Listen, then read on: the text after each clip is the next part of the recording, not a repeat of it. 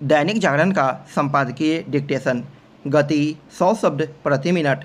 Start होगा 5 second बाद।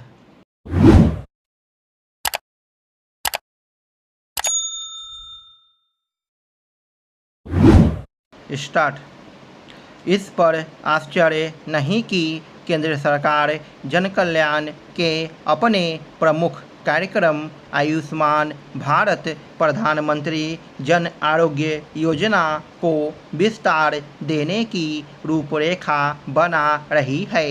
इसके आसार इसलिए बढ़ गए हैं क्योंकि संसद के पिछले सत्र में राष्ट्रपति ने अपने अभिभाषण में 70 वर्ष से अधिक आयु के सभी लोगों को इस योजना के दायरे में लाए जाने की बात कही थी। इसके अतिरिक्त अंतरिम बजट में भी इस योजना के लिए आवंटन बढ़ाया गया था।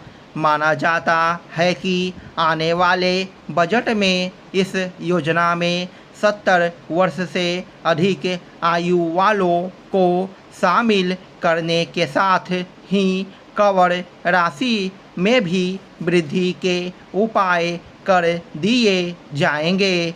इससे 5 लाख के बजाय 10 लाख रुपए का उपचार मुफ्त होना सुनिश्चित हो जाएगा।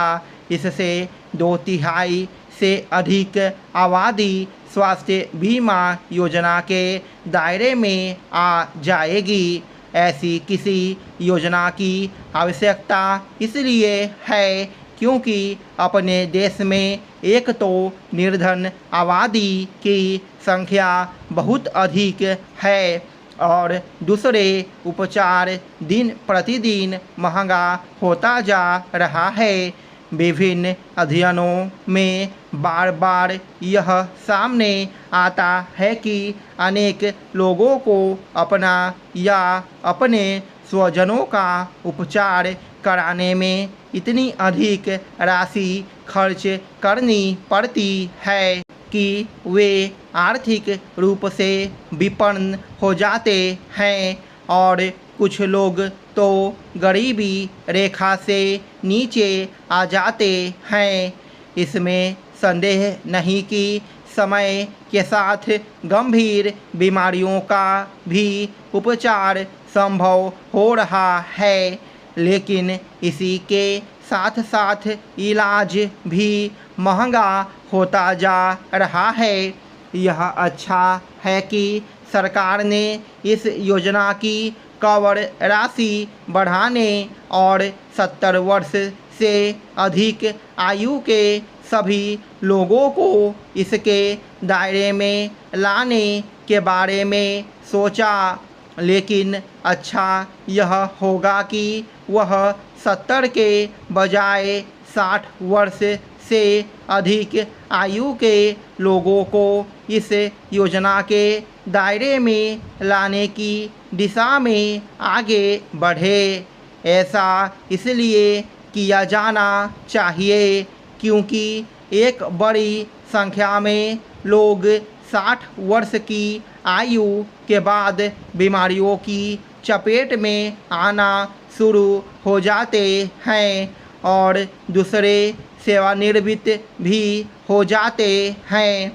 निजी क्षेत्र में तो सेवानिवृत्ति 58 वर्ष में ही हो जाती है।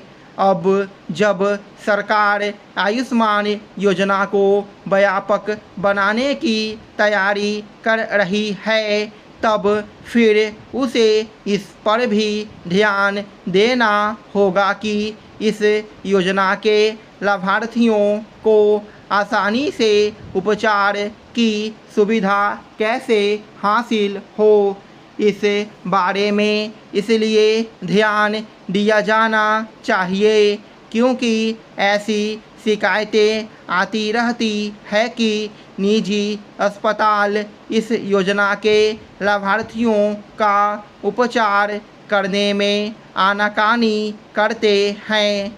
इस आनाकानी का एक कारण उपचार खर्च के भुगतान में देरी है। हालांकि सरकार ने यह सुविधा प्रदान की है कि उपचार में आनाकानी करने वाले अस्पतालों के खिलाफ शिकायत की जा सकती है, लेकिन उचित यह होगा कि वह यह देखें कि शिकायत करने की नौबत ही न आए। पिछले एक दशक के दौरान मुझे भारत भर के स्कूलों, कॉलेजों और विभिन्न संस्थानों के लगभग 5 लाख से भी अधिक छात्रों के साथ बातचीत करने का अवसर मिला है। प्रत्येक कार्यक्रम के बाद छात्र मुझसे विभिन्न विषयों पर प्रश्न पूछते रहते हैं। विगत 1-2 वर्षों में मैंने पाया है कि इन दिनों एक विशेष प्रश्न युवाओं के मन में चिंता बढ़ाता जा रहा है। यहाँ तक कि छोटे छोटे स्कूली बच्चे भी अब मुझसे पूछते हैं कि बढ़ते आर्टिफिशियल इंटेलिजेंस के प्रभाव के चलते क्या भविष्य में उनको रोजगार के अवसर मिलेंगे। छात्र यह जानने के लिए उत्सुक हैं कि क्या विश्व में अंततः सभी काम रोबोट द्वारा किए जाएंगे। मानव अस्तित्व का मूल्य कितने समय तक प्रासंगिक रहेगा।